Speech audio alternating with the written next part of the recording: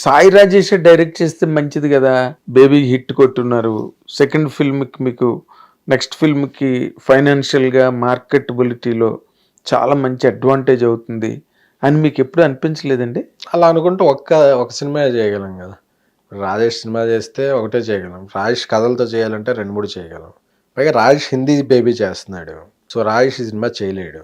అలానే మంచి కథని ఇది చేయలేము, పక్కన పెట్టలేము. పైగా మాతో పాటు ట్రావెల్ అవుతున్నాడు. బేబీలో కూడా తను కొంత హెల్ప్ చేశాడు రవి డెబ్యూట్ సినిమాకి సినిమా కథ అయితే బాగుంటుందని రాజేష్ అనుకున్నాడు. రవిని సెలెక్ట్ చేయడం థాట్ రాజేష్దే. అదే నేను రవి సినిమా చేద్దాం అనుకున్నాం, మారుతి గారు కలిసి సినిమా చేద్దాం అనుకున్నాం, రవితో ఎంటర్టైన్మెంట్ సినిమా. బట్ రవి ఈ సినిమాకి బాగుంటాడు అనే చాయిస్ రాజేష్దే. అదేలేండి. మీరు ఇంత అంటే మీరు మారుతి గారు మీరందరూ ఒక టీం కదా, ఒక టీమ్గా ఇవాల్వ్ అయ్యారు మీరు ఇండస్ట్రీలో. వాళ్ళు డైరెక్టర్లు అయ్యారు, మీరు ప్రొడ్యూసర్ అయ్యారు, ఇవన్నీ కూడా కదా. అందులో మారుతి గారు తాలూకా కాంట్రిబ్యూషన్ కూడా ఇందులో ఉందా? మారుతి గారు అప్పటికే ఒక పెద్ద సినిమా చేస్తున్నారు, దాంట్లో బిజీ ఉన్నారు.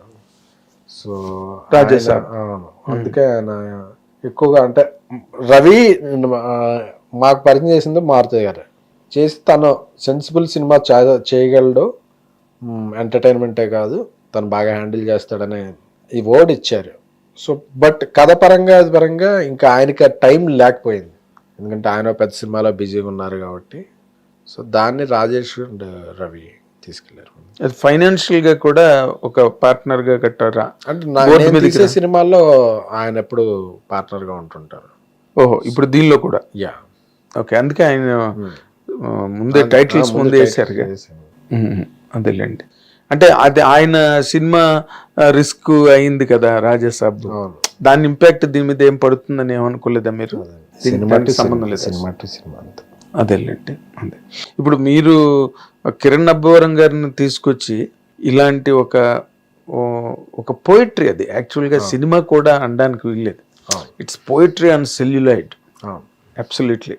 మీరు ఆల్రెడీ విజయ్ దేవరకొండతో సినిమా చేశారు కదా, మీరు ఆయనతో అలాంటి కనెక్ట్లో మీరు సినిమా చేయాలన్న ఇప్పుడు ఆలోచన రాలేదండి మీకు? విజయ్ గారితో వేరే కైండ్ ఆఫ్ ఫిలిం మైండ్లో ఉంది, అది కూడా ఇంకో టైప్ ఆఫ్ ఇది మైండ్లో ఉంది. అది ఎప్పుడు వర్కౌట్ అవుతుందో తెలియదు కానీ నా మైండ్లో అయితే ఉంది. ఏముంది, మీకు లేడీకి లేచిందే ప్రయాణంలాగా మీకు ఒక ఆలోచన రాగానే వెంటనే పెన్నును షాప్కి వెళ్ళి హిమాలయకి వెళ్ళి ఇన్ని పెన్నులు అన్ని పేపర్లు కొనుక్కుని బయలుదేరుతారు కదా. ఈ పాటికి దానికి టేక్ మైండ్లో డైరెక్టర్ ఉన్నాడు, ఒక కథ ఉంది, బట్ ఆయన బిజీగా ఉన్నారు, నేను ఈ సినిమాలు కంప్లీట్ చేస్తున్నాను. బట్ ఆయనతో ఒక టైప్ ఆఫ్ సినిమా చేయాలని ఐడియా ఉంది. అవునా? అంటే నాకు ప్రతి హీరోకి, నాకు తెలిసిన క్లోజ్గా ఉన్న హీరోలు అందరికీ వీళ్ళతో ఇలాంటి సినిమా అయితే బాగుంటుంది అనే ఐడియాస్ ఉంటాయి. అవునా? ఐడియా వర్కౌట్ అవ్వాలి, అదే ఐడియా మెటీరియలైజ్ అవ్వాలి. అంటే మరి దానికి మీరు అన్నట్టుగా వాళ్ళ డేట్లు, వాళ్ళ అవైలబిలిటీలు అవన్నీ వెతుక్కోవాలి కదా.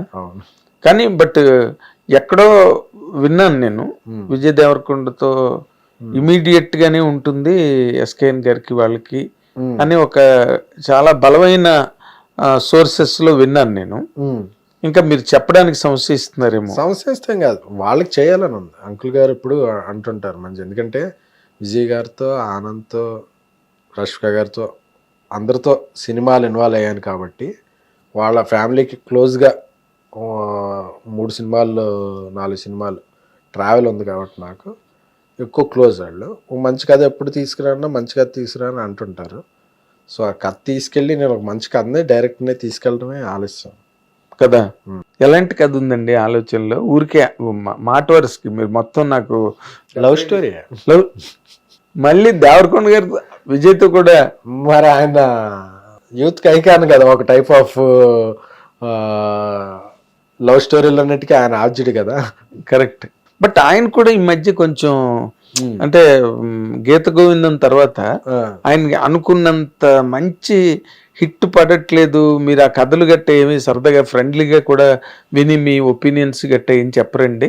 లేదండి, ఎవరికైనా మా కథలో ఆయన అంటే we are not in that immediate team కదా, బట్ ఆయన కూడా మంచి సినిమాలు చేస్తున్నారు. సో ఒక సినిమాకి ఒక రేంజ్ వస్తే ఒక సినిమాకి ఒక రేంజ్ రాకపోవచ్చు, but he's busy and doing very good content కదా. అంటే ఇప్పుడు ఆయన మీద ఎక్స్పెక్టేషన్స్ ఇప్పుడు బాగా ఎక్స్పెక్టేషన్ ఉంది విజయ్ గారి మీద. సో ఆ ఎక్స్పెక్టేషన్ మ్యాచ్ అయ్యేది వస్తే మళ్ళీ స్కై ఇస్ ద లిమిట్. అదేలేండి. అంటే మీరు చాలా క్రిటికల్ థింకర్ కదా. ఇప్పుడు అందరినీ కొన్ని క్వశ్చన్లు అడగలేము సార్, ఇంటర్వ్యూకి చాలా మంది వస్తారు, వాళ్ళ స్కూలు వాళ్ళ తాలూకా లిమిటేషన్స్ లోనే ఏది అడిగినా అడగాలి. ఇప్పుడు మిమ్మల్ని అడగడానికి స్కై ఇస్ ది లిమిట్ చెప్పాలంటే. ఇప్పుడు మీరు విజయ్ దేవర